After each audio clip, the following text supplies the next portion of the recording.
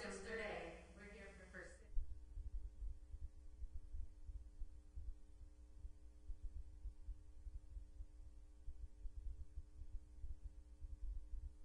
Maryland, appointment of Rosemary.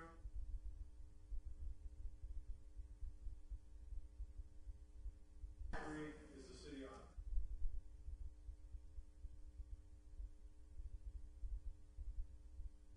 All I can tell you. Yeah.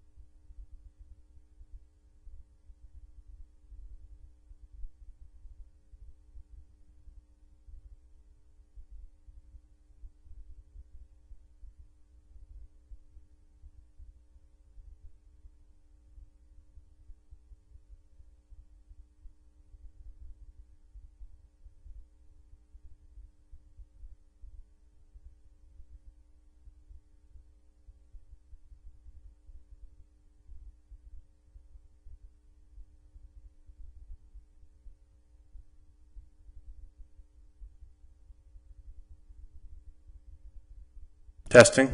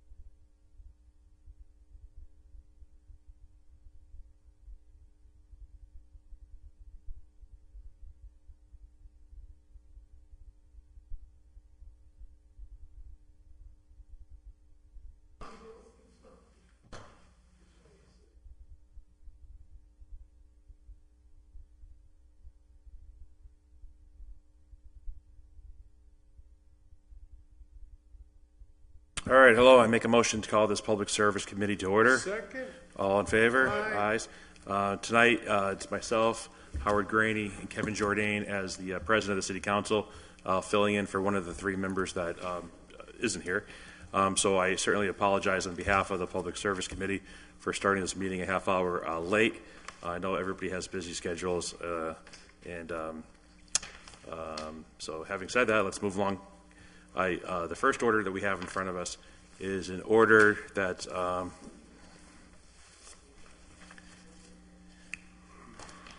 Arnold here. yeah, I have that. Thank you. I just need the actual order.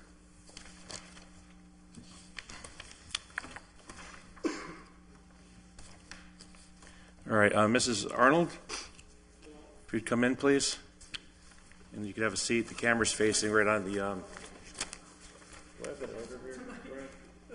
Where is it? Can you grab it for me? Is this it? Oh, you have it.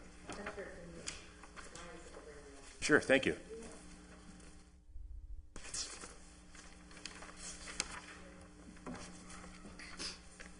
Okay, I think Conklin needs to get you some new ones.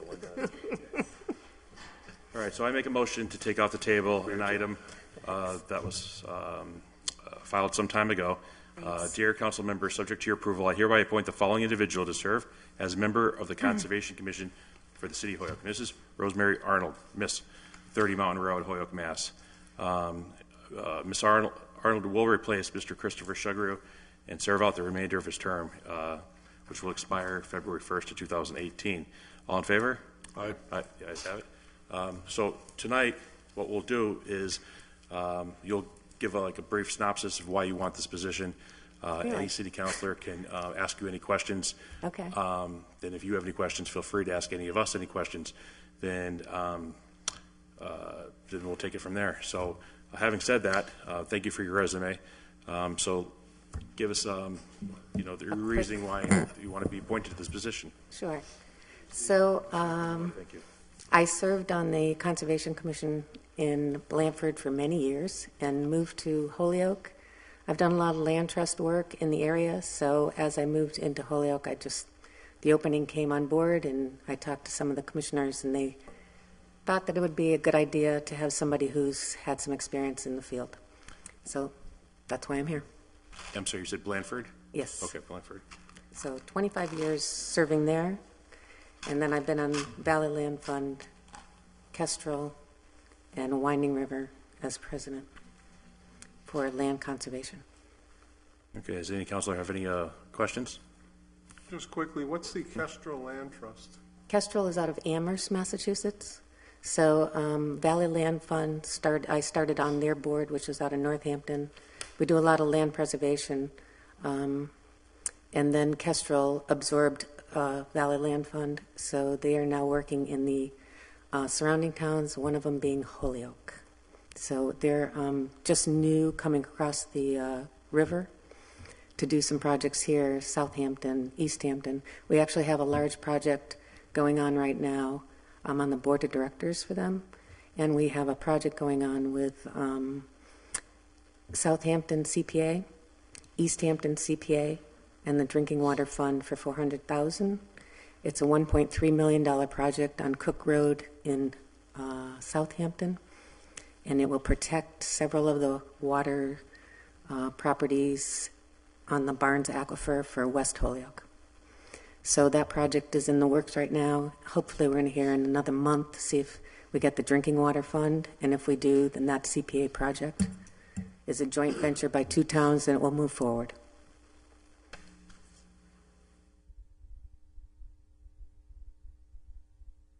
Yep. Kevin? Yeah, a couple of questions, Ms. Arnold. Thank you Sure. again for seeking welcome. to be put on this in this commission. It's a very important commission to us. How long have you been a resident of the city of Holyoke? 10 years. 10 years.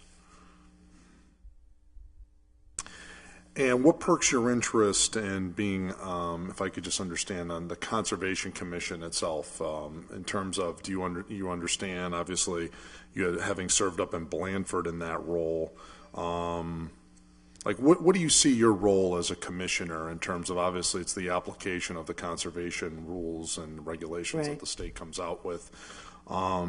What's your take or perspective on that in terms of, as you know, there's always this yin and yang, and I'm sure it's a different, Certainly. Blandford's a very small rural community. Right. You obviously probably don't have a great deal of commercial there.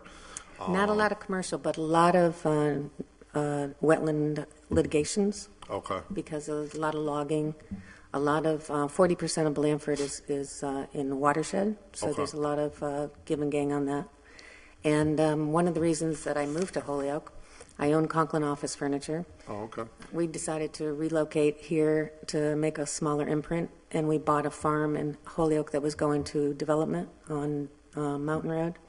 It was at 2 Mountain Road. It was the Metz farm. Okay. And Alicia Zoller from the city was on Valley Land Fund with me at the time. So we were notified that it was a parcel that it would be nice to have it protected. It would keep the rural character of Mountain Road. So not knowing much about Holyoke, I am from Agawam. So I remember playing football against Holyoke. So I have fond memories. I was a cheerleader. So anyway, we came in and we picked up the 34-acre farm. We kept 11 acres in our name. We sold 20 acres to Fish and Wildlife, kept 2 acres with the farm and this wonderful historic barn. And so we sold that to a couple who are restoring it. Oh, great. So that whole piece of just caring about the community that you live in works for me. Oh, that's great. Thanks. And obviously yourself as somebody who has a lot of experience in conservation, which is great. The second piece is, and obviously your hat as a business owner. Right. You appreciate in a city like us, we have these competing interests between preservation versus economic development. And You got it. striking the balance between these sometimes competing interests is not is not easy. What's your thoughts on that and finding equilibrium between the two? Is it you're seeking to allow development whenever possible, although it has to be in conformity with the rules, or is it, more the Just environment comes first and business, well, these are niceties? Where do you strike the balance in these things? I'd like to understand. I'm right in the middle. Okay. If you're going to make a project happen that saves and protects open space, well, a good indicator is how we put the project together on Mountain Road. Okay. With giving that piece to Fish and Wildlife, but also keeping development in our family, and also allowing that farm to stay as a 2-acre farm.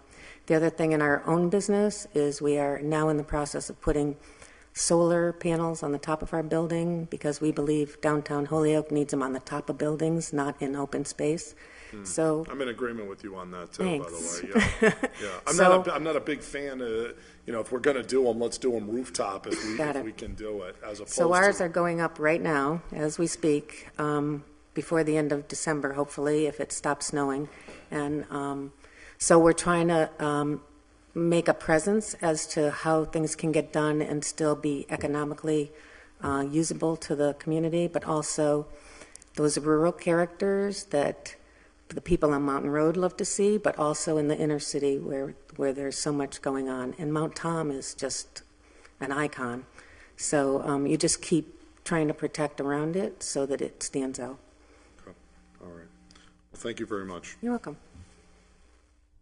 Is anybody, Councilor McGivern? Thank you, Mr. Chairman. Rosemary, welcome. Mr. President, Rosemary sat down and noted that we're sitting in 1950 vintage chairs. So Oh, so I Yeah, think there's a. I think we could do something about this. I think there's a hit there. Yeah. People love these, but It's a frugal group. yes, well, Still work. They still work, and honestly, there's people who love them, and we could bring them back to life with a whole new flair. You like that idea? Yeah, See, it I'm could almost be down on really the ground cool. here. Yeah, Rosemary, if I could just take Kevin's question and bring it one step further, because you gave a good answer. all You gave a right. good answer as a conservationist. You gave a good answer about preserving land and what we do need to do, which I think Holyoke does pretty good at. Yeah, I agree. Not just Mount Tom, but Mountain Road outside of agriculture. You're never going to see commercial Even business out even there. the inner city and city shouldn't. has Yeah. some cool stuff. But there are times when push comes to shove. Mm-hmm. And I'm not going to put words in the president's mouth, but in my mouth is, do you have an open mind about not only how we do the right thing, but how we can promote commercial, how we can promote bringing companies like the one that you own and keeping companies like the one you own when we start facing conservation issues? How do you approach that? Just in the few projects that I've done on some of the land trust organizations, a lot of times we'll get a project that comes forward, and it could be for agriculture or for conservation, and you need to give up some of the frontage or some of the property in order for the city or town or the family to get back what they deserve, and then you can still continue to save part of those properties. So it just it's a give and take. There's sometimes where everything can go to open space or conservation, and it works that way in certain areas. But there's times when you really need to make a project happen, and so you do it just by working with whoever's involved in the project. Thank you. All set. Thank you. Anybody else have any other questions? Okay, seeing none, I guess I make a motion to have this appointment be confirmed. Second. All in favor? Aye. The ayes have it. So what happens now is next Tuesday night, we're going to have our city council meeting. Okay. This report will be brought up, and it will be voted on by the full city council. I see probably zero issue with this, and so hypothetically, it gets voted in that night. You can go the following day and see our city clerk to get sworn in, or anytime after that, of course. Okay. Do you have any questions for us? Not yet. Oh, well, feel free to reach out. There's 15 of it. Feel free to Thank reach you. out to any one of us, and hopefully we can get answers if you need it. But I would certainly also maybe in the meanwhile give Andrew, who's one of our hardest working department heads, a call, and he could start if he hasn't already started. We have started working with them. I've gone to a couple site visits. I just can't react to them. No, sure. Perfect. Okay, that's great. All right, well, if you don't have any other questions, have a good night. All right, thanks so Thank you much. so much. Thank you so much. Good luck. Thank you. Okay, so at this time, I'd like to take the second item off the floor, or the table. Dear council members, subject to your approval, I hereby appoint the following individual to serve as a member of the Conservation Commission for the great city of Holyoke. Ellen Bernstein, 12 Montgomery Ave, Holyoke, Mass. All in favor? Aye. Any opposed? No. So welcome. New appointment, any statement about who she's replacing? Okay, I'm sorry. Yeah, that's the next paragraph. Ms. Bernstein will replace Seth Taylor and serve the remainder of his term. His term will expire February 1st, 2019. Okay, thank you. So there's also a resume right here if you need one. I have one, yeah. So I'm not sure if you heard any of that from the last person, but tonight what will happen was you'll give a synopsis of why you want to be on the Conservation Commission. Any counselors can ask you any questions they want. You can feel free to ask us any questions that you have. And you don't have to limit it till tonight. As I said, there's 15 of us. You can ask us any questions whenever you'd like. So having said that, why don't you give us your background and tell us why you'd want to be on this board? So my background is I studied biology and conservation in college. I was actually in one of the first environmental programs in the country at UC Berkeley. And pretty much my whole life has been dedicated to environmental stuff, but mostly in terms of conservation and education. I taught biology in high school for a few years. I founded the first National Jewish Environmental Organization, which I ran for about 10 years. I ran wilderness river trips for a few years in Oregon. And now I'm actually the rabbi at Hampshire College. Oh, wow. And I was on the sustainability committee there. So I've lived in Holyoke. I'm sure you're going to ask me that question too, for I think 8 or 9 years. And I was on this committee, the Citizens with Elaine Pluta Participation Committee. Remember that one? Yes. So I was on. So it meant a lot to me. It means a lot to me to be involved in what's going on in Holyoke. And I was really happy to be on that committee. And I've pretty much wanted to be on the Conservation Commission all along, just in terms of parallel interests. Yeah, so an opening came up, and here I am. Okay, does anybody have any questions? Just quickly, an interesting resume. Why ever did you relocate to Holyoke to begin with? To get married. I relocated up here to get married. Not so okay, but I'll tell you my Holyoke piece. My husband, who became my husband, he was living in Amherst, and I came up here, and I did not like Amherst, and I did not like Northampton, and we moved to Holyoke. Great. Good choice. Good choice. Right. So I'm one of those who would prefer it being much grittier, and so more real. You must have been busy lately with some conversations at Amherst College actually, on our national emblem. I'm sure that kept you busy. Taking care of kids, who were completely freaked out, and the staff. It was pretty. Yeah. Interesting.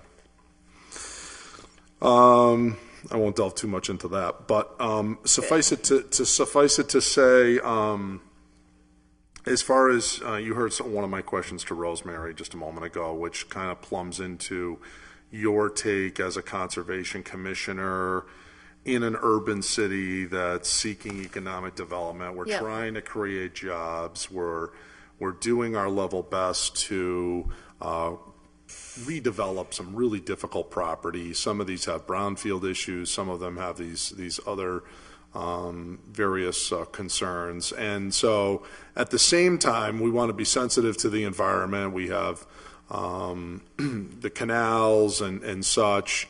But at the same time, we're trying to not be an obstacle or be unreasonable but at the same time sensitive to the environment on a lot of these things. So my question is, it's a balance, you Right. know, and trying to find that balance is difficult. And of course, one of the knocks that government gets into these days is saying, you know, that we're an impediment or we're an obstacle to business. I think sometimes that's a bit blown out of proportion, but by the same token, we don't want people waiting forever to be able to get permitted for their businesses Right. when they certainly were in need of jobs and things Right, of this right. nature. So, having said all of that background, what's your take on all of this, and what's your view or vision as a commissioner, your role? Where do you find the balance? What's your take on these type of issues? Well, I just want to say to begin with, like, I personally am also very entrepreneurially oriented. Having started a national organization, one has to be, and I also feel like probably one of the most important things for Holyoke is to get more businesses here. I mean, yeah, it feels absolutely hugely important. And it just seems to me there's plenty of room for both, and that, you know, like the kind of stuff that really interests me in terms of the commission has to do more with, like, the whole mountain park area and the areas that we have for recreation that I just feel like are like these, you know, unsung heroes. You know, it's like we have, I mean, you know, I think that business needs to get developed downtown and we need to take care of all of our green space and, like, be able to connect things together so that, you know, we have, like, corridors of green space and that sort of thing. So it just seemed to me there's plenty of room in Holyoke for both. Right. And I also I certainly don't want to be impediment to business. I mean, you know, there's nothing worse than all these obstacles getting in the way for businesses wanting to start here. Great. So, All right, thank you very much. Best of luck to you. thank you. Anybody else have any other questions? I make a motion she be confirmed. Second. All right. All in favor? Aye. The ayes have it. Okay, so similar to the last conversation that we had with the last individual, Tuesday night, I don't see any issues. The full city council, 15 of us, will vote on you. Assuming that goes well, I'm sure it will. The following day or any day after, you can go to a city clerk and you get sworn in. Do you have any questions for us? No, No? Well, thank you very much. Okay, And have an thank you. excellent night. Once again, sorry for starting late. thank you. Right before we start the auditor's appointment, or interview, I should say, I do want to say that we have been joined by Diostada Lopez, Linda Vacan, Councilor McGivern, Councilor David Bartley, see over there, Councilor Nelson Roman, and we also have the glue that holds the city council together behind me, Ryan Allen. Councilor Bresnahan, too, as well. So having said that, I would make a motion to take off the table and order that's introduced by Councilor Bresnahan and Councilor Jordan. Order that the personal director attend the next public service meeting to review and discuss the applicants for the city auditor. So maybe at this time we have the, make a motion to take this off the table. Second. All in favor? Aye. Ayes have it. Maybe we're going to have the applicant sit in the chair next to Councilor McGivern. You can certainly sit next to Diostada Lopez.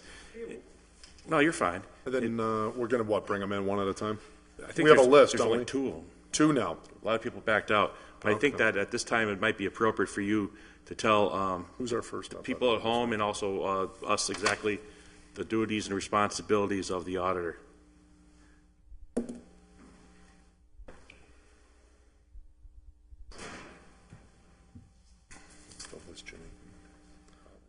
We got a phone call today from the So Aubrey and Park. Okay, all right, thank you. Good evening, thanks for the invitation. The auditor job has been posted on the city website. It's naturally a one-page, a fairly lengthy document. We try to put a lot of information in so that applicants will know what the job involves. I guess the summary is short, so I can certainly read that. The city auditor is responsible for formulating policies and procedures for audit and accounting practices, ensuring the efficiency of municipal and departmental accounting systems, preparing budgets, and advising the city council in municipal fiscal affairs. And the posting then lists a lot of details about those, as well as listing the knowledge, skills, and abilities required, the experience required, education required, and other factors. Okay, so Ryan had told me, or has told me, that several people have not, or have taken back their interest. And there's one person, Ryan, what's the person's name that had a family emergency? Arlene Morris. So I also do want to make notice that Arlene Morris is still interested, correct, Ryan? Yes. However, she could not attend the meeting tonight. What's the last name? Morris? Morris? Yeah, Morris. Okay. Could not attend. So tonight we have, calling? Yeah, Linda's got her hand Can I up. just ask a quick course, question? absolutely. Can you just remind us what the minimum qualifications for the position are? Sure. Thank you. Experience required, experience in accounting or financial management performing work similar to the essential functions of the job. Education requires BA degree in accounting or related field. And then we also have a paragraph that lists knowledge, skills, and abilities required, and that's important. It says ability to interpret local, state, and federal laws relating to municipal finance activity, ability to establish and maintain relationships with city officials and governmental representatives, ability to supervise and maintain effective working relationships with employees, ability to recognize citywide priorities and work cooperatively to support their accomplishment, ability to identify and analyze complex issues and to develop appropriate recommendations, skill in Microsoft Word and Excel. Do we have any minimum amount of experience required? No. As a matter of fact, we did on the first posting. We deliberately did not on this particular posting. Okay, thank you. Councilor McGivern. Thank you, Mr. Chairman. Bob, thank you. How many candidates were actually sent through the process to the City Council? 14. And there's only 3 left? I don't know. I sent 14, and I know nothing more except for the email that I got today from Ryan Allen telling me that Grant Wells was no longer an applicant. That's the only communication back I've had. But each of the 14 responded to the ad through your office Correct. and did not withdraw through your office? Correct. In addition to the 14, my understanding is there were a number of ones that were screened out? Well, initially, but no, the 14 includes everyone who applied for the job through the personnel office. You and I had a conversation, The Counselor, 14 about includes the ones that were screened out? Yes. that. Yes. Okay. And are those part of the agenda this evening? All we have, for my understanding, talking with Ryan, is we have Mrs. Albany and Park. Alberry, my apologies. Is that correct, Ryan? Joe, if it helps, Please, just the numbers. if it helps, I ask that Ryan ask anybody, because technically a counselor can vote for anybody, qualifications notwithstanding, for auditor, including anybody that didn't even apply, right? Theoretically, we could vote for. So I asked that anybody that wanted an interview be given an interview, and I believe that's what you did, correct, Ryan? And this is what we came up with? This is what we have, but I did not invite. Well, I believe I asked that everybody be afforded an opportunity that wanted to be, but apparently, yeah, who screened up by who? I sent 2 lists. I sent 1 list. That didn't meet the what were the minimum qualifications, correct?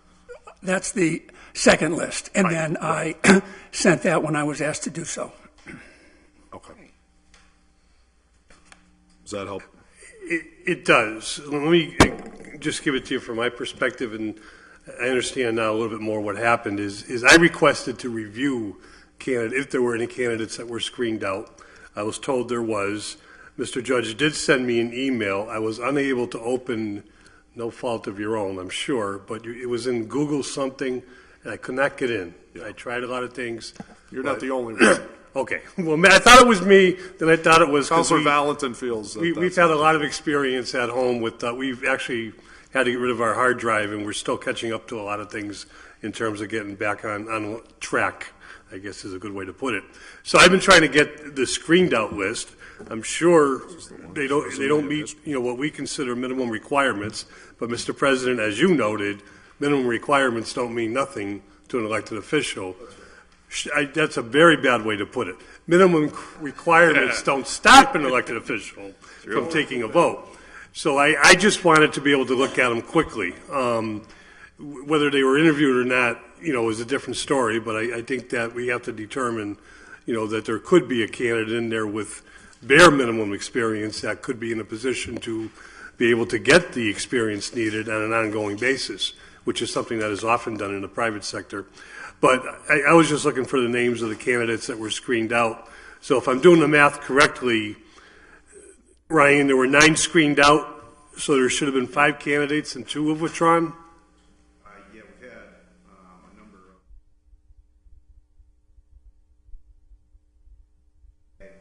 So she has to be withdrawn. Also emailed me. Some, Paul Wazowski, he said that he was unwilling to. So he said they emailed. What was it? Kate Kimball, looks like she withdrew. Yes, yep. So 4 withdrawals and 3 remain? Okay. And 7 and 7. can we just have, Pardon me?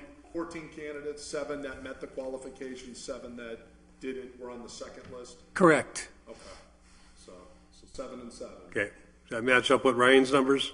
4 of the, so we got 3 Okay. of the 7 remaining. Because, can I just get a master copy of all 14? He has it there, I believe. I don't need the 300 pages of the screen out ones, but I need to, if I could just get names and even just the bare resume, How about, could you do just a brief overview, Bob? Is that possible to give us some names and just a brief overview of what they maybe were missing, if you have that handy? Sure, I have their resumes and a list of. You want to do that, Joe? Just a quick That's fine, overview? yeah. All right. Just maybe a name and then just a brief synopsis as to why they didn't meet it. Well, again, I forwarded them all, so as far as I'm concerned, Well, they did apply. all 14 I forwarded, so. You don't need to worry about the 7 that ultimately made it, but just the 7, I think Joe would like to know the names of the 7 people that were on the second list. And just, if you could just give a brief, very brief overview of why those 7 were screened out.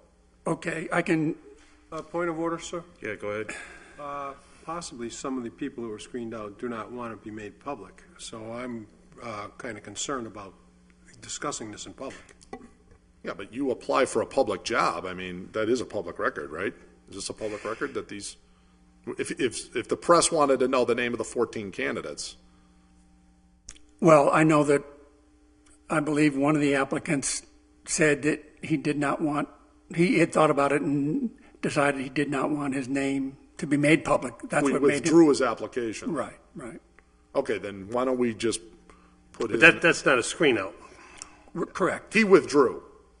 So why don't Correct. we honor that for that gentleman? Who were the ones that you screened out? And, well, first, as to why, it was very simple, because they did not meet the specifications Okay. in the posting. Okay.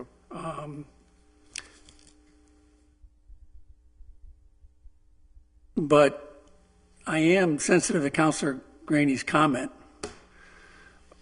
just in terms of some further thought here, Well, maybe I can help you. Just, if I put an application in anywhere in a private sector, that's private. However, we are a city. The city, when I put an application in the city, I come down here, I grab a nomination form, I say Jim Leahy wants to run. Now, if I think about it, I say it's not good for my family, it's not good for my job, it's not good for this, it's not good for that. Then I withdraw it. Well, I'm still on the list saying that we don't have to say why they don't meet the qualifications, but I think it should be fair game to have names. Well, my understanding is once people become candidates for the job, Yep. That's true. I didn't realize until tonight that Ryan said that some of them were not invited. So if they haven't been invited for an interview, I think maybe going forward, we have to get you on the same page as Ryan. It seems like the personnel department has got, I'm glad to see you here because the last time we had interviews, you weren't here. And I think it's very important to have you here. You mean in the spring? What was it? What did we have? The purchasing director? Purchasing, yes. If I might. That's because I wasn't invited. I have never not attended a meeting of the council to which I haven't been invited. Thus, I think we need to get you guys on the same page. I think we should always have the personnel director at anything that has anything to do with personnel. I agree. Mr. Brady. Yeah, the method in my madness is that, if these people have withdrawn from or have been screened out, what purpose does it serve to identify who they are? It serves no purpose. They didn't withdraw, Howie, that's the point. They were withdrawn for them. I agree with you on the candidate that withdrew.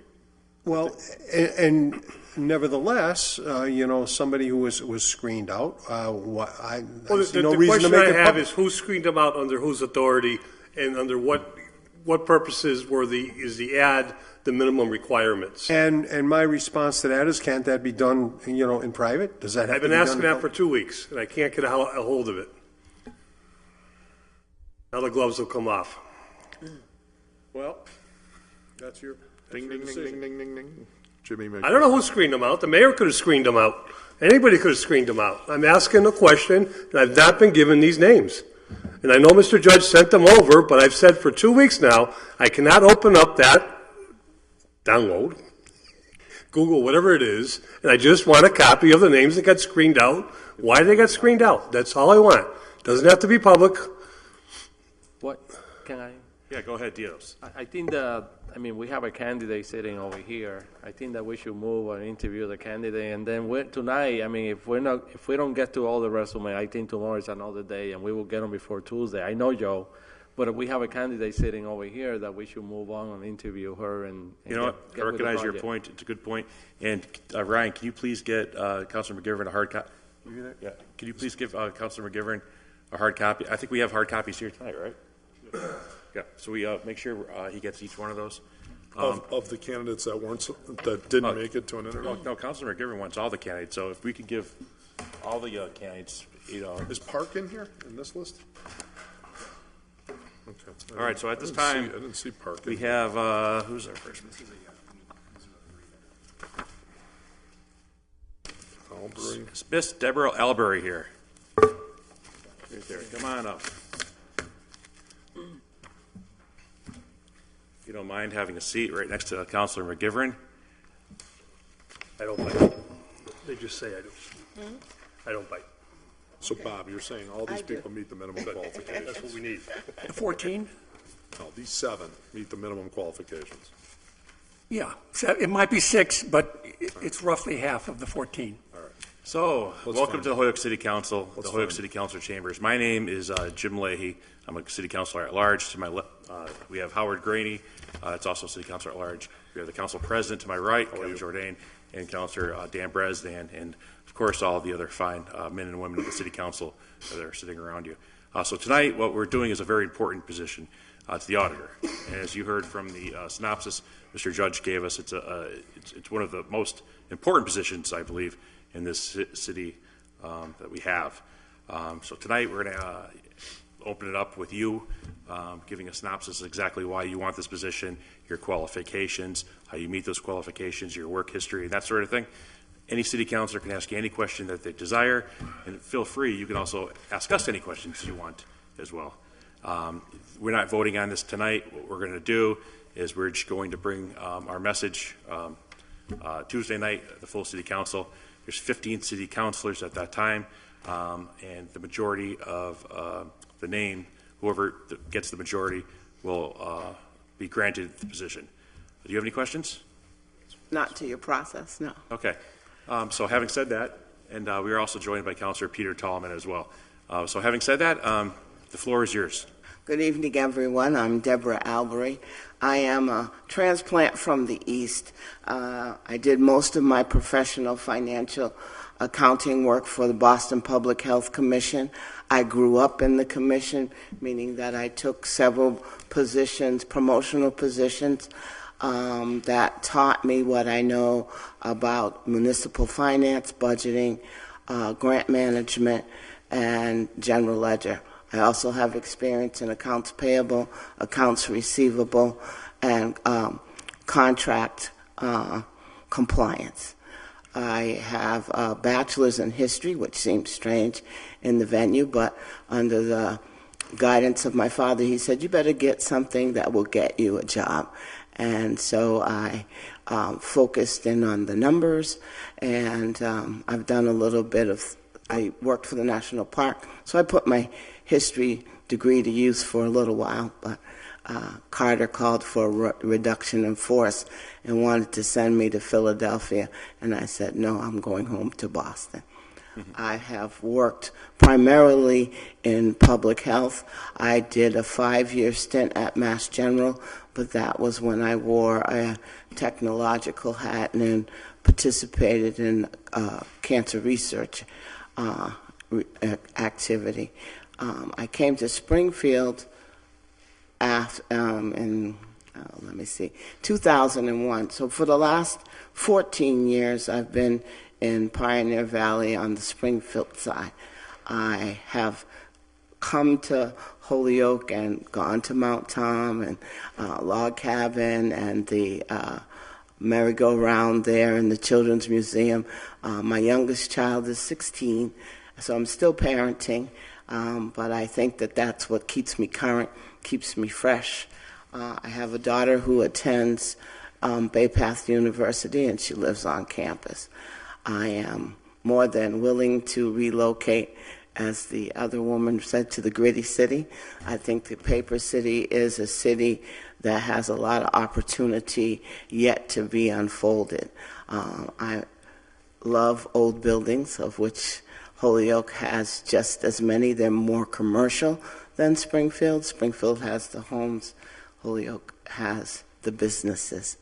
I'm also qualified as a professional income tax preparer, so there's some more numbers, and I did that on the side when the consulting contracts began to dry up.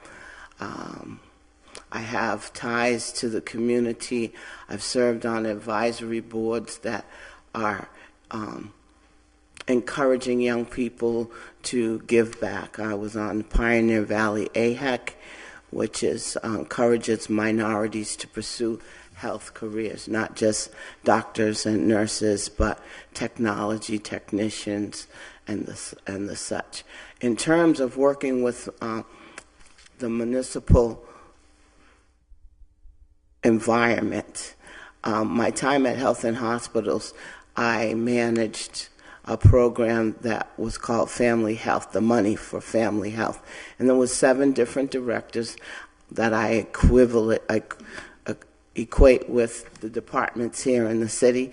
Each program had its own mission, had its own set of funding challenges and blessings. And it was my job to help those directors understand what their money could and could not do. And that accurate reporting back to the funder meant the likelihood of being refunded increased. I think that's enough for the moment. Yeah, you have a very impressive resume. I love the fact you can read and speak German. Yeah. You don't see that too often any longer. No. I think Councilor Jordan has a question. Oh, yeah, thank you. Welcome. Good to see you. Thank you for applying for the position. I'd like to plumb into a couple areas of your experience just so I can have a sense of your qualifications to be potentially the city auditor of the city of Holyoke. One is general ledger experience. So the auditor is effectively the chief accountant for the city. I'd like to ask you, what experience do you have in accounting that would qualify you to be the city auditor? When I first came to what is the Boston Public Health Commission, it was known as the Department of Health and Hospitals before they separated the hospital from the public health department. And I worked directly for the gentleman who was in charge of the general ledger, and that's where I got my exposure to accounts payable and accounts receivable, because purchasing was the bigger expense for the hospital, and making sure that those vendors got paid and that the payments posted to the general ledger when they occurred. Though that was at the beginning of my tenure with the commission. Primarily, I've done more with grants and A133 audits to when the federal government comes in and reviews how we've used grant money. I'm just intrigued for someone with a bachelor's degree in history that you would really have an extensive knowledge of accounting at this 22 point. years. 22 years. Of managing money in different capacities. Well, managing money and accounting are two different animals. It's accounting has a specific area of knowledge in terms of debits, credits. And yeah. Yes. All right. And the one thing that I do is one of the reasons why I qualified for those promotions is because I didn't just trust to what I knew. I was self-taught. They sent me for some training, but I did not feel at that time it was necessary for me to get a CPA, but I do believe I know enough counting to take the exam, but you also have to have the hours. You're saying that you qualified to take the CPA exam? Yeah. Okay.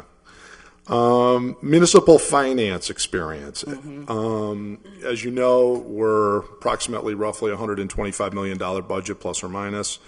And I wanted to just ask you what your experience would be related to the rules, Chapter 44, Department of Revenue, any experience working with the Division of Local Services, or any of these things in terms of the regulations and rules that would relate to municipal finance in Massachusetts? Not directly. I reported up, but in your preliminary discussions about who would be qualified and who could learn feet in the fire, I have that ability to learn feet in the fire. Okay. Last question I have for you is related to your consulting experience. According to your resume, you've been a consultant for the last 12 years. Can you tell us any client that you've had, without giving the name, just give me a sense of the industry that's had an account bigger than $100,000 in a year that you were working on? What type of sector were you doing consulting work for that had a net revenue greater than 100,000 even? My consulting work was not in the area of finance. It was in project development. It was community. I was the project coordinator for the Mason Square Health Task Force when the Bay State Hospital made all of those improvements. The determination of need dollars was put back into the community. I was part of that process. I was responsible for accounting for 7 of the agencies that received the award to make sure that they were using the money as they had proposed, and that payments to the people participating happened as they should. Okay. Thank you very much, Mr. Chairman. Thank you. Good questions. Any other councilors have any other questions? I'm sorry. You had. Sorry about that, Joe. Thank you, Mr. Chairman. Deborah, thank you and welcome, and thank you for sharing us your experiences. In the areas of municipal finance, one of the systems that we tie into and used not just us, but many communities throughout Massachusetts is the Munis system. Are you familiar with that at all? Yes, and I've worked with Mars as well. I'm sorry? I said, and I've worked with Mars as well. That's the city reporting mechanism for monies that were allocated to cities and how they spent the money. And that is run by? That is run by the director of finance. At the state level? I'm sorry. I'm sorry. I'm speaking from my city experience. I'm sorry. Okay, but in our we use Munis. Yes. Many communities in Massachusetts and the state recognizes Munis as a way of channeling, the financial, the budgetary, and everything that needs to be done. Are you familiar with Munis at all? On the surface, as a citizen, yes. As someone who's had responsibility for that part of it, no. In your experience, have you supervised anybody under what circumstances? I supervised 8 individuals, 3 principal accountants, and 2 clerical people. There was a third-party billing component for the 8 school-based health centers that were under my purview in terms of being responsible for reporting to the Commissioner of Public Health. And our department would be a staff of 3 that would be reporting directly to you. I believe it's still 3. Are you a self-starter? Obviously you would need their help, but where else would you turn for help in terms of your duties and responsibilities? Well, one of my first thoughts was to speak to them to see what has been working and not working in terms of their workload, to review past ledgers so that I have a familiarity exactly where the city stands financially. When I did access the 2016 budget, I made some observations that there's places where things could be done differently. It's not necessarily my job to make those changes, but I certainly could speak about them in terms of bringing information to the decision maker. And final question, Deborah. Are you familiar with PARAC and the retirement system of the Commonwealth and what the city is obliged to belong to and what our particular circumstances are? I'm not familiar with your particular circumstances. I will be receiving my portion of my retirement from the state retirement board, and so I've know the forms to fill out. I have spoken or had to provide additional information for employees who were taking the early incentive retirements while they were in my divisions. And just expanding that a little bit, unfunded liability.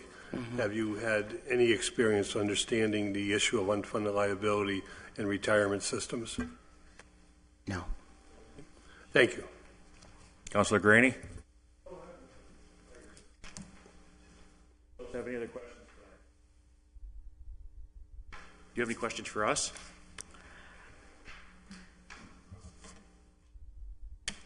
How long has the position been vacant?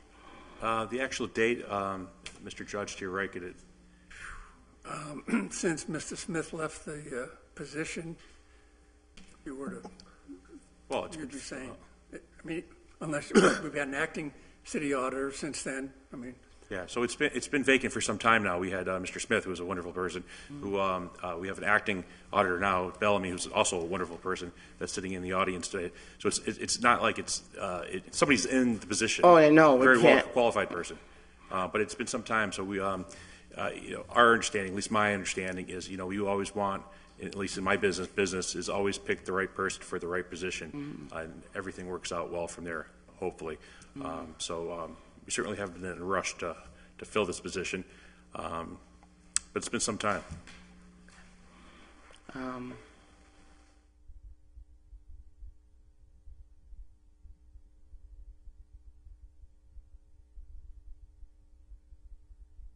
Is any one of the counselors willing to share what their experience has been with the auditing office? Any counselors want to answer that question? Kevin? Counselor President? Generally, the council, this has always been our appointment, but we've had traditionally very, like the person that once they get in, they're like there for their whole career, basically. I mean, Mr. Smith was there for probably 25, 26 years, something in that range. So we work really closely with that person. For example, in many ways, they're the day-to-day sort of eyes and ears of the taxpayer in this position, and really make sure that everybody plays it straight. You know, there's a level of independence in the position that oversees the mayor, oversees us, oversees the department heads in terms of their financial moves, and also keeps us in the good graces of the Department of Revenue, because there is a slew of regulations, a slew of paperwork that has to be completed that the Division of Local Services requires. And so reconciling cash and all the different things that they do, all the different accounts that they manage, you know, just really has to be a wealth of knowledge and a tremendous resource. So as far as our experience with Mr. Smith was excellent. You know, we get along very well with Mr. Schmidt, who's doing a great job now. But, you know, he's a guy who stepped up for the city. You know, this wasn't something he really wanted to do on any long-term basis. It turned into a longer arrangement than he had desired. But, you know, Mr. Smith was great, and we really counted on him very heavily. Councilor McGivern, sure. Just add to that, Deborah, I think it's a good question. Over the years, city councilors, you know, have had wonderful experiences with the audit department, but as I'm sure you know, city councilors and mayors don't always agree on every issue. And if there's any tension between a mayor and a or group or body of city councilors, it's very important that the auditor shares with us the identical information that is shared with the mayor, so we're all on the same level playing field. And we've expected that, and to my knowledge, with very few exceptions, have received that from all our auditors, all our permanent auditors over the years, and our current acting auditor, you know, at the moment. But it's important that we get it that way and be able to make our decisions, even when different from the mayor. I think that one of the reasons why I enjoy counting, budgeting, is because it's an opportunity to bring transparency and integrity. Definitely. Numbers don't lie. Yep. All right, does anybody else have any other questions? If not, we're going to say thank you. And I would, if I were you, reach out to the 15 city councilors, ask them if they have any additional questions and that sort of thing. This vote should be taking place Tuesday at the full city council meeting. We aren't approving one person or another. We're just bringing all the names to the full city council. So having said that, have a wonderful night. Okay. Thank All right. you for Take having care. me.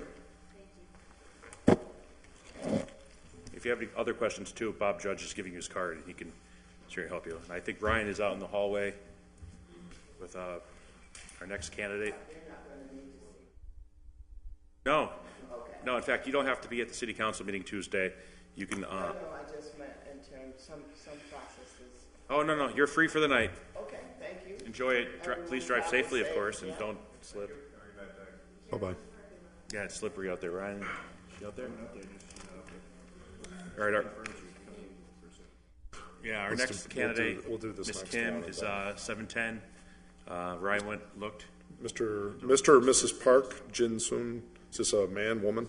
Woman. Woman. Is Miss Park available? I just looked out there and she's not there. Do you have her cell phone? I do, I just gave her a call. There was no answer. Okay, so Miss Park has left the building. Did Miss Park arrive? We haven't seen her yet, no, but she confirmed today. Has nobody ever seen Ms. Park? Okay. What was her time, though? 7:10. 7:10? Oh, that's not that far off. All right, so Ms. Park is not with us. So why don't, oh, go ahead. Do you still? Yes.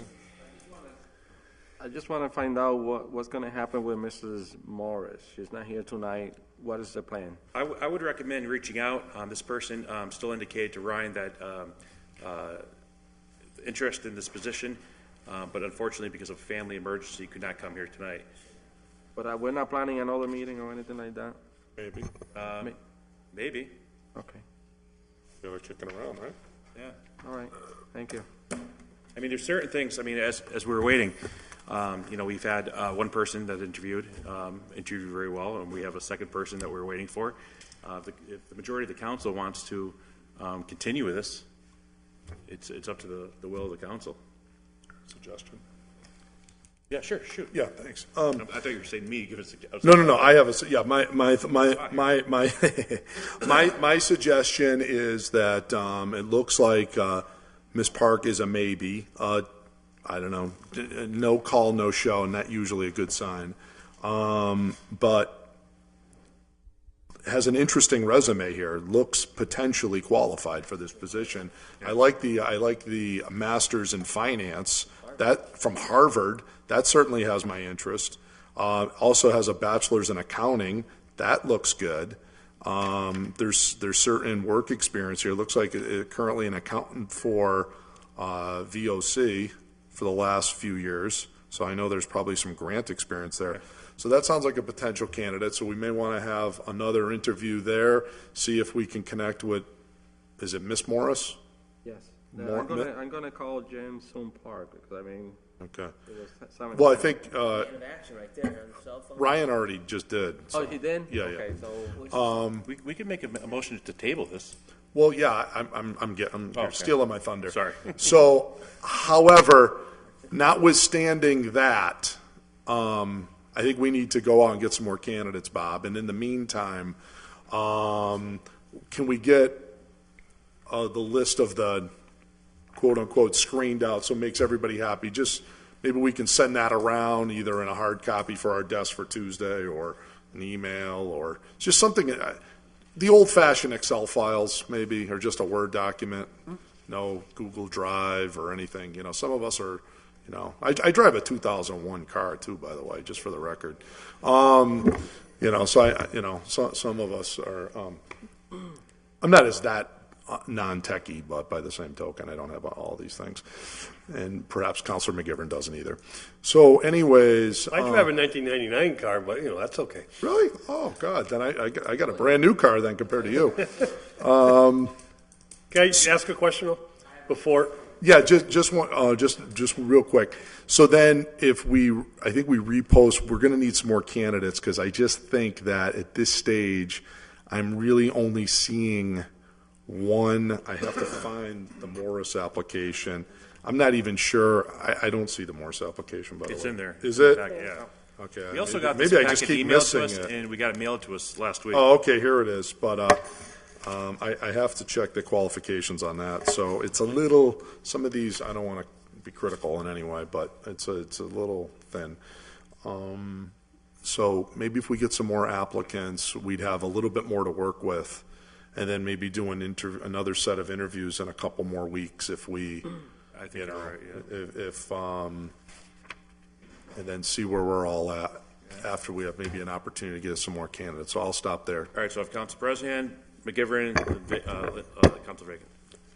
Bob, real quick, I just have a question that the posting says requires a BA degree in accounting or a related field. So the candidate we just interviewed had a BS in history. Correct. I'm going to have to assume that the related field to accounting is history? No, as I said, I was asked to forward all resumes, which I did, regardless of the person's qualifications after I was asked to do that. Okay, so, but we didn't get, I mean, did we get? The other seven. I know, but I guess to Joe's point, or Councilor McGivern's point, is that there seems to have been 14 candidates. Just walk me through this, okay? Bear with me, I apologize, but and I saw the applicants. They were emailed to me, and I was able to. I'm a little tech savvier than Joe. I was able to open them up. It doesn't say much. It doesn't. So the ones that there was, I'm assuming when the term screened out means at your office there was a process that you had X number of candidates, and you made the determination that they don't meet the minimum qualifications for that posting, so their candidacy was withdrawn. Correct, and then I was asked to forward them, so I did. I know, but who asked you to forward them and to whom? Councilor McGivern asked me to forward them and To myself. Okay, so were they sent to everyone? I sent them to Ryan Allen. Okay, all right. And so, so there was 14 candidates for the position. 7 were taken out from your office. 3 have withdrawn. There's 4 that now. When they withdraw, they're not contacting your office. They're contacting Ryan. Yeah, that's. Some have contacted me, but once I was asked to forward all the resumes to Ryan, Ryan's handled it from there. That's apparently what was planned, and at that point, Ryan made the contacts. But yes, several applicants contacted me before I passed everything off to Ryan, saying they changed their mind and did not want to be considered.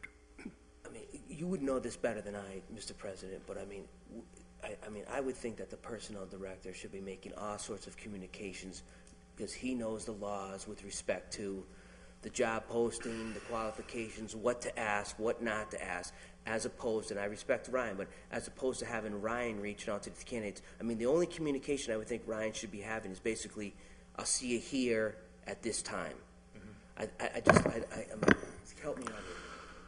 Traditionally, Bob, in fairness to you, I mean, I know we don't do these too often, right, where you have the career jobs.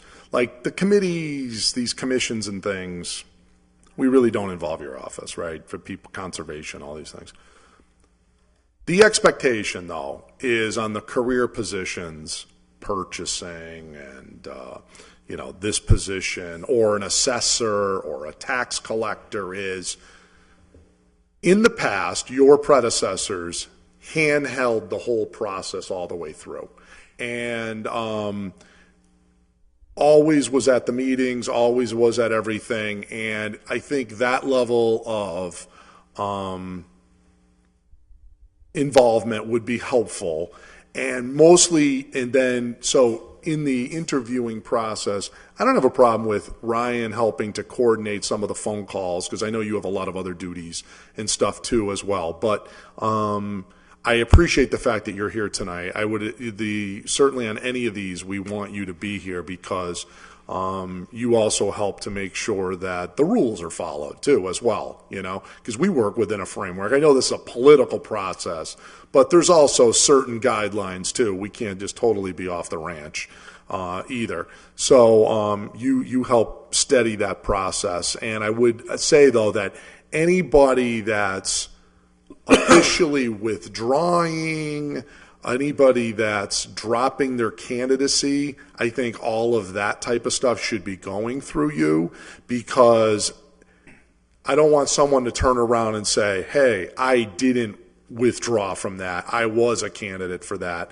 And so, I felt I was not given a fair process. So, and then as far as the screening out goes, I don't really lose any real sleep over you screening out unqualified candidates. For example, anybody can apply for any position they want. It's a free country, right? So they look at this and say, I'm, the Northeast regional hot dog salesman, okay? I really don't want to hear from that candidate if he does apply. I think you have a right to screen that candidate out, okay? So but what I would say, when you get the question from a Councilor McGivern or others, is you've got the list. You have Mr. Jones, Northeast regional hot dog salesman, screened out because he didn't meet the minimum qualifications. End of story. If somebody wants to pursue that with you after, you've got an easily defensible answer right there, right? However, I will say on the flip side, I believe part of the first question is, without getting too deep into it, right, because we're in public session, but the one candidate we did interview did not meet it would appear, the minimum qualifications. So somehow she got on the list of the 7, right? She has a BS in history. And just to kind of back up what Kevin's saying, this is an email, because you had made a comment, said you just heard about this meeting tonight. It seems like they do make it. I'm just reading an email from Ryan to you, and I'm sorry, the first email is to Kevin and I, and just says, good evening, Jim and Kevin, I just want to give you an update. The interviews are going to be the 12th, City Council Chambers, 6:30. All counselors have already been provided a digital copy of the resumes information, but I've also made sufficient hard copies for any counselor who would like one. Earlier in the day, he invited Bellamy and also you. That was the 30th of November. And so at this time, he said, so far I've heard back from about half the applicants confirming their time and slot. I will advertise online in the city clerk's office as soon as I get the notices out to the counselors. I had one counselor from Joe. He asked if any applicants were screened out of the process for lack of qualifications, and there is one. It seems that he should not be invited for an interview, but I also want to hear back from you and Kevin. And Kevin had written back saying, Ryan, I want all hard copies of everything given to all the counselors at Tuesday's meeting, per my point. So, pretty much through Kevin, through me, through Ryan, everything should have been presented. And at this time, I think we should table this and move forward and get some more applicants and have like more of a streamlined process. This isn't seeming too streamlined right now. Councilor McGivern? Hey, my questions were procedural. I did want to go back to what's being said quickly, but procedural, Bob, once we go forward, and I'm not too sure we've gone forward the next step, resumes, degrees, and experience, are they verified yet, or will they be verified after? I have not done any of that verification. But your office would do it if we went forward with candidates? Presumably, yes. Okay, I just think it's standard. I don't know. Well, it's standard when there's, I mean, there has to be the communication about this, as we're saying.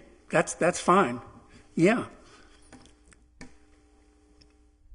mean, if you're asking me, do I verify every... No, I don't think you should. Okay. But at some point, I think candidates should be verified. All I have to just ask, and I'm happy to respond in any way that the council wants to help this process. Any way at all. I'm happy so to the answer is we have to ask, but that could be done. I'm happy to do all the work or half the work, and we have to communicate about what it is that you want. If you want degrees verified, I'm happy to do that. Not for 30 candidates, but if there's a candidate that makes the short list, which I don't know how to explain that, yes, a degree should be verified, references should be called, and maybe recent work history should be checked on. I agree. Okay. That's all I wanted to ask, but I agree with everything that was just been said. Okay? I just want to take it one step forward and one step backwards. Is the reason I asked for these, and Bob, you and I have had this conversation before. I'm not saying there's anything going on. I'm not saying there's any candidate that, we in the list that we should be interviewing. What I'm saying is Brian Smith was hired off a civil service list. The candidates had to take the list, had to score a grade. He scored 2. He scored 1, but was bumped down to 2 when a lower candidate score, Mr. Earl Smith, had veterans experience, and he was bumped over Brian, number 1 on the list. Mr. Earl Smith did not take the position. We went to 2, 3, and 4. We interviewed him. We chose Mr. Smith, Brian Smith, who was the number 2 candidate. We don't have a listing. We don't have a test anymore because civil service is not doing it. We don't have requirements in ordinance or any form other than what we want when we post an ad. And minimum requirements are arbitrary. So when I ask for candidates that are screened out, I'd like to see who was screened out. I'd like to know why. But sometimes you want to, maybe there's a local person who is going to gain that experience 5 years down the road and should have more than just a courtesy call. Maybe they should have a courtesy interview to at least, get the feel for them. Maybe there's another position in the office or somewhere in City Hall that they can take. I'm not sure if there's even one of those candidates out there because I don't know their names. But I think if someone's going to screen out bare minimum candidates, and I trust Mr. Judge, I trust our president, we can do that, but I think we have a right to at least see them. That's all I'm saying. Absolutely. Just to add to that, I think these are public records. Not only, we can talk about all the courtesies we want here because we're not going to make them public. We'll do it on a private basis. But theoretically, these are public, in my opinion, this list of names. Maybe I'll have the law department weigh in on the person who asked to withdraw. But the rest of them, as far as I can see, are absolutely, you're in a candidate for a public position to a publicly appointed body. I mean, that just comes, maybe that needs to be well disclosed to them by yourself or whomever, that's part of the deal. But as far as the posting itself, I thought, Bob, you did a good job with that. Okay, I want to compliment you on that piece of it. Which is, you consulted me, we had a conversation, we talked about how we work, particularly the residency issue, right? We didn't want to say you have to be a resident day one when that, in fact, has not been our traditional practice. In fact, we now have ordinances on that speaks to that glide path on residency, how people get here. But as far as the screening people out piece, if somebody doesn't meet those qualifications, I agree with you. I think they should go on that other list. And then anybody, but that should be made available to everyone. And the question now is, do we have enough candidates to pick from? The thing that I'm looking at these last two candidates, the ones that didn't show up tonight, it seems they certainly meet the educational requirement. I can say that. So that's encouraging, that you do have two there that one has an accounting, the other has a taxation degree at, I believe, both at the master's level. So that's encouraging. But, we have to see these people. We have to hear their experiences. We have to speak to them. So that's, at a minimum, going to require another interview, which means why not take advantage of this time? Let's put this back out as much as humanly possible. Go another round here of, 3-4 weeks at a minimum, trying to get more applicants, and then let's have another round of interviews. Right? Does that sound reasonable to everyone? Yeah. Okay. I think we should do that. Yeah. Councilor Fagan? Thank you. I think part of the problem with this process is it started in August and it's stretched out way too long. So people who had interest in August aren't still probably even searching for a position in December. So I think when we do repost it, we should put some tight timelines and stick with them so that we're looking at a fresh pool and everything gets moved along, with known end dates.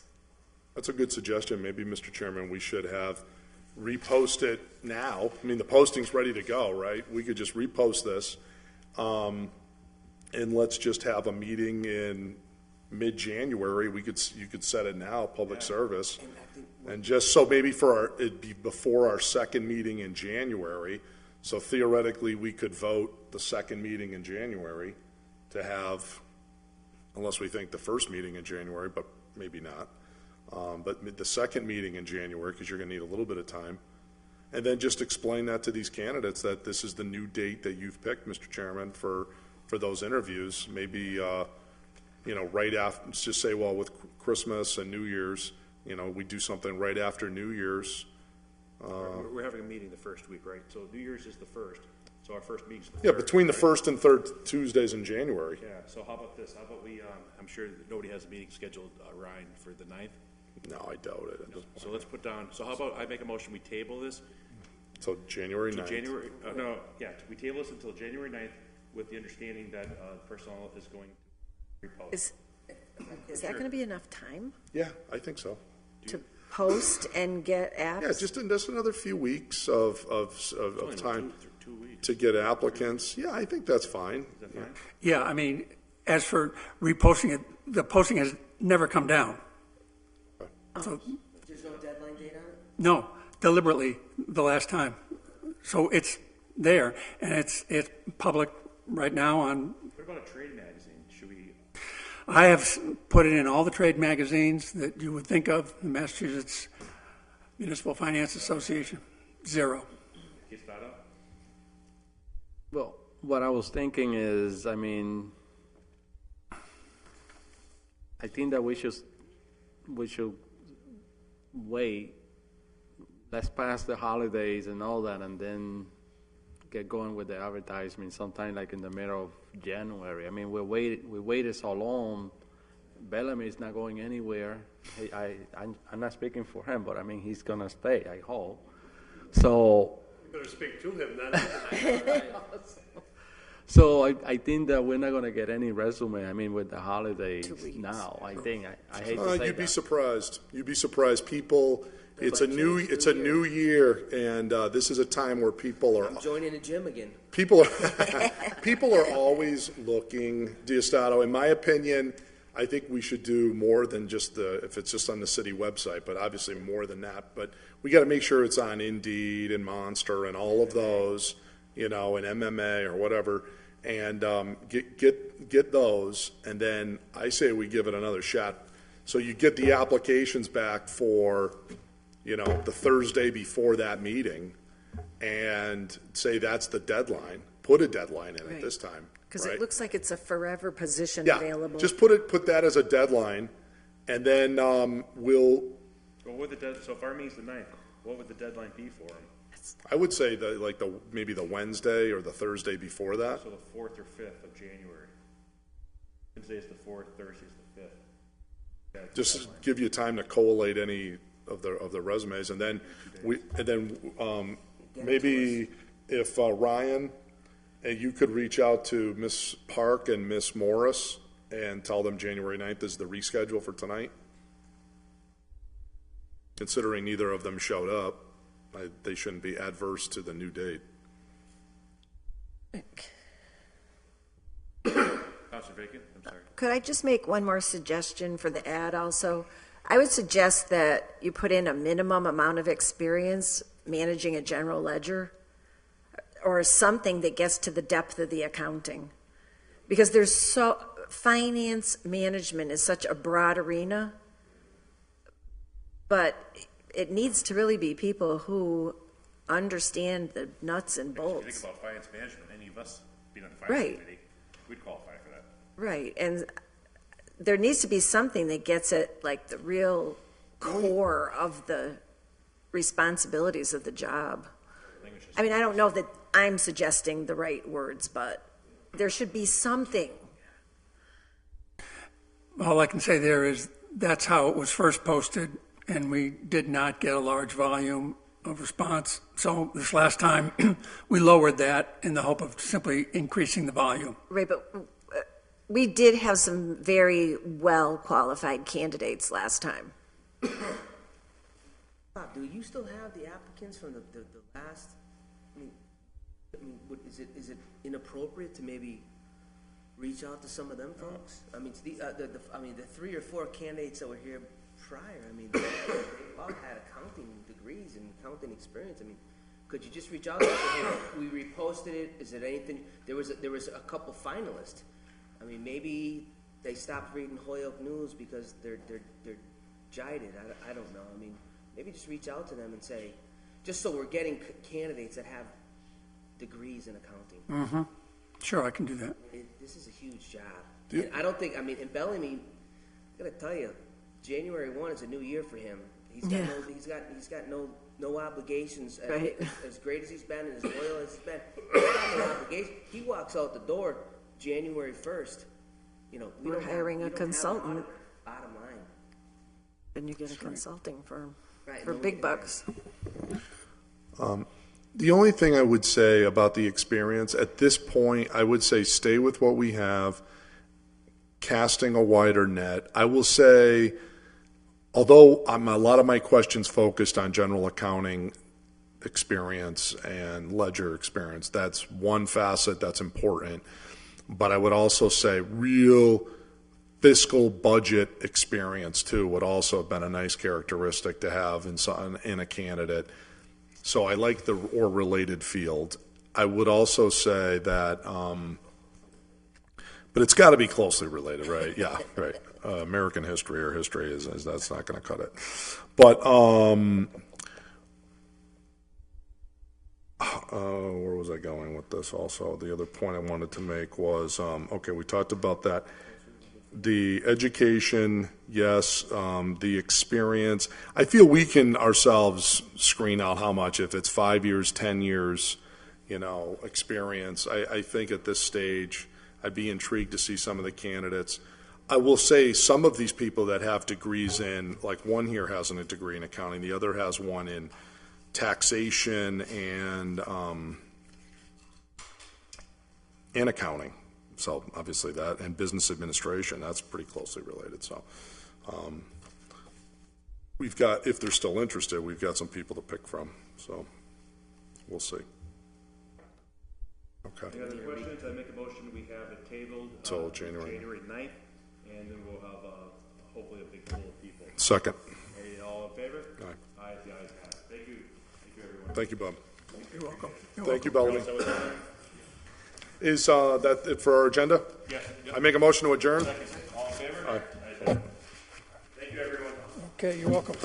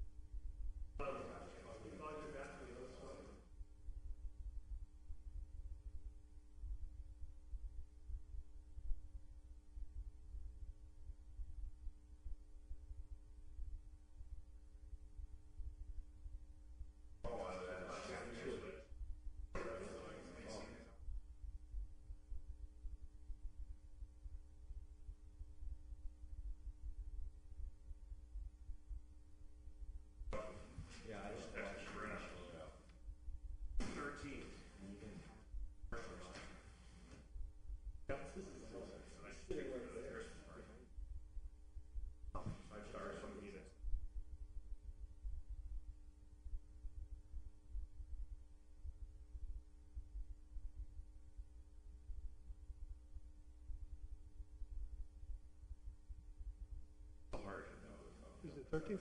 It's a Friday. Yeah. Christmas party is usually on Saturday. No, I know. I just didn't know. I mean, we have had it on Friday, but Friday is so hard to get out of work. We went to a Christmas party. You're right. Talk to her because it is a Saturday. Oh, God, when you said you started at 6, I'm going, huh? I just concentrated on 6:30. Me too. Yeah. I got here 10 past. Yeah. There's 2 ways.